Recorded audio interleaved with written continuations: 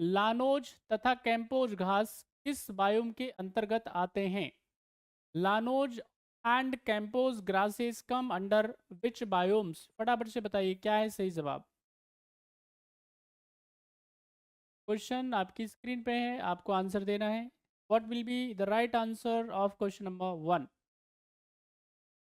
Llanos and campos के बारे में बताना है, फटाफट से बताएं किस बायोम के अंतर्गत ये आते हैं, क्या है सही जवाब?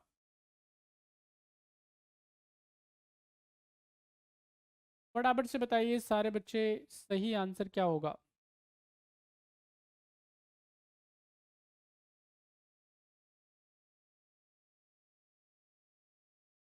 चलिए देखिए, लानोज और कैंपोज ये दोनों ही क्या हैं भाई, ये घास के मैदान हैं, ग्रास लैंड्स हैं बेसिकली। और आप सब बच्चों को बताना है कि ये कौन से बायोम्स की विशेषता होती है। तो भाई ये टैगा बायोम की विशेषता नहीं है, टुंड्रा की नहीं है, टेम्परेट ग्रासलैंड की विशेषता नहीं है, ठीक है कि नहीं? ये ट्रॉपिकल ग्रास बायोम्स की या ग्रासलैंड की विशेषता होती है।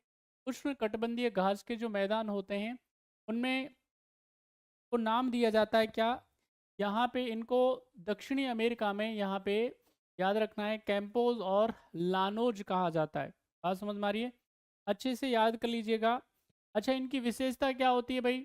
क्योंकि ये कहाँ पे मिलेंगे आपको, देखो यहाँ पे लिखा हुआ है ट्रॉपिकल ग्रासलैंड, तो यहाँ पे टेम्परेचर क्या होगा, ज़्यादा होगा, ठीक है कि नहीं?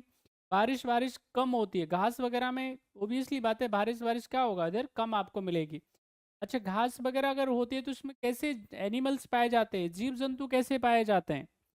एनिमल्स कौन कौन मिलेगा इसमें? तो घास में आप देख लीजिएगा भाई, मगरमच्छ तो मिलेगा नहीं, घास में कौन मिलेगा भाई? घास में आपको इधर कौन मिल सकता है, ठीक है कि नहीं? तो बहुत सारे इधर आपको हिरन मिल सकते हैं, ठीक है। इधर आपको क्या मिल सकता है, रैबिट मिल सकता है, खरगोश मिल सकता है। और कौन मिल सकता है, मंकीज मिल सकते हैं, एलिफेंट मिल सकते हैं। ये सब इधर आपको जानवर मिलेंगे, है ना?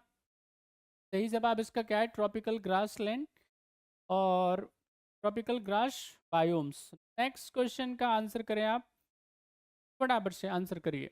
इनमें से किस प्रकार के वन भारत में सबसे ज़्यादा विद्यमान में? आपको बताना है भारत में कौन से किस प्रकार के फॉरेस्ट ज़्यादा मिलते हैं। मैंग्रोव, कंटीली झाड़ियाँ, उष्ण कटिबंधीय शुष्क पतझड़ वन, उष्ण कटिबंधीय आर्द्र वर्षा आर्द्र सदाबहार वन, क्या है, जल्दी आंसर बताओ। Which of the following type of the forest is most prevalent in India? Mangroves, thorny bushes, tropical dry autumn और ट्रॉपिकल ह्यूमिड एवरग्रीन? फटाफट से बताइए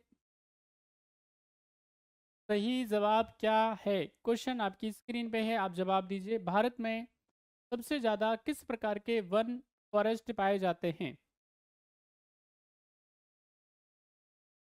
देखिए, आपको फॉरेस्ट को दो तीन पॉइंट ऑफ व्यू से पढ़ना है। एक तो फॉरेस्ट जो है ये कंकरेंट लिस्ट का सब्जेक्ट है।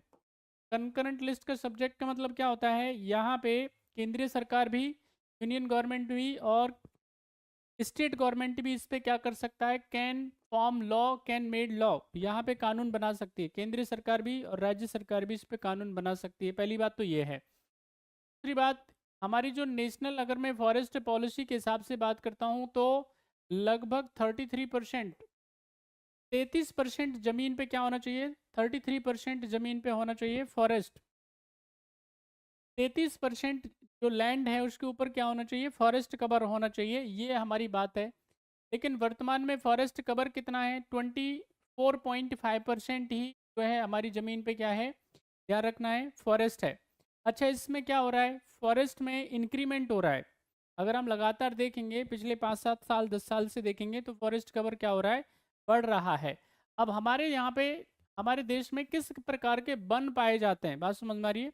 उनकी तादाद कैसी है? तो हमारे देश में पाए जाते हैं उष्णकटिबंधीय शुष्क पतझड़ वन।